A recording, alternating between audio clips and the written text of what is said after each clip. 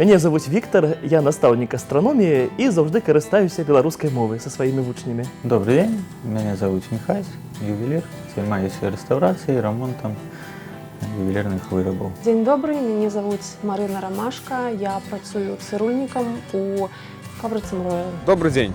Меня зовут Максим, я працую будаўніком, у меня абавязки сварщика, и на працы я каждый день размаўляю с своими коллегами по-белорусски.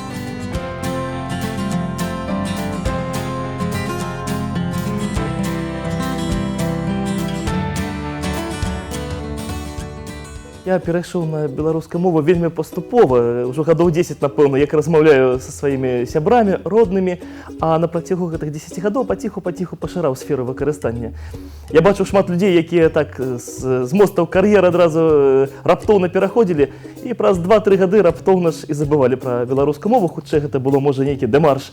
Таму вырашыў ісці эвалюцыйным шляхам. Калі задумывался адкрыццё майстэрні, неяк вот беларуская мова і беларуская, і прэскурант на беларускам, названы беларускам, усё на беларускам. Усё маё жыццё я чула мову, жывую мову ад сваіх бабуляў і дзядуляў. У пачатковай школе я вучылася на беларускай мове, і гэта было для мяне абсалютна натуральна. Хваля беларусізацыі пайшла, і ў гэты момант якраз і мы адчыніліся, і поэтому беларуская.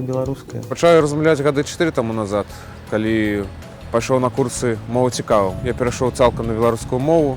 Ну, бываюць выпадкі, калі, канешне, прыходзіцца па-расійску размаўляць, калі ўжо нават у крамах не могуць разумець ці ў кавярнях. А так, больш часу па-беларуску размаўляю. Часта, калі людзі чуюць ад мяне родную мову, пытаюцца: вы, напэўна, настаўнік. Я ківаю галавой: канешне, настаўнік.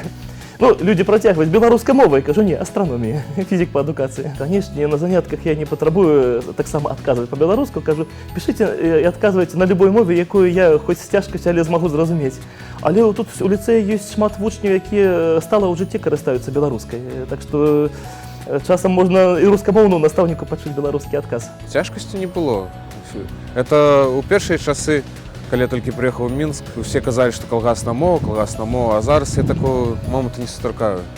Наадварот, усім падабаецца, калі ты размаўляеш па-беларуску. Гэта дастаткова цяжка, таму што мы звыкшыся размаўляць па-расійску. У свой час я вырашыла неяк падрыхтавацца да гэтага. Я пачала шмат чытаць па-беларуску. Мы спрабавалі з маёй сястрой, з маёй сям'ёй размаўляць дома. Спачатку мы дамовіліся з маёй сястрой размаўляць паміж сабой па-беларуску, потым знайшоў яшчэ пару блізкіх родзічаў, потым падгаварыў будучую жонку і гэтак далей. І калі ўжо пачаў пашыраць сваю мову на ўвесь навакольны свет, ужо не было ніякага пачуцця сарамлівасці, няёмкасці, таму што гэта было абсалютна натуральна. Лічу, што беларуская мова не павінна быць нейкім знакам пратэсту, можа, супраць грамадства, таму што у такім варыянце нашмат горш грамадствам будзе ўспрымацца. Больш таго, твой пратэсны настрой хутка зменіцца і сам ты забудзеш пра яе. Ёсць людзі так кажуць, што навошта я буду размаўляць па-беларуску, такую прыгожую мову порціць, калі я дрэнна буду на ёй казаць. Ну,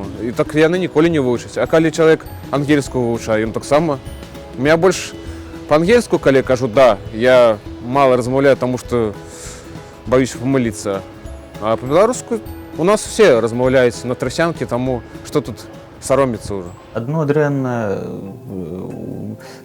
раз размаўляем больш на рускай, то нават я забываю словы беларускія. Вот гэта так дрэнна. Часта даводзіцца чуць, што пры нейкіх размовах трэба пераходзіць на мову суразмоўцы, якая мо лепш зразумелая, ці на мову, на якой да цябе звярнуліся.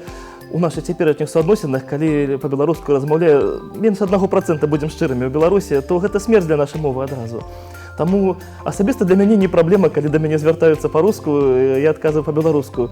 Наша задача зрабіць, каб для астатніх людзей таксама гэта не было праблемай. Я не бачу нічога дрэннага ў дзвюмоўнай камунікацыі, тым больш, што нашы мовы вельмі блізкія. Калі чалавек мае жаданне пачаць размаўляць на беларускай мове, але саромеецца, можа паступаць так, як я.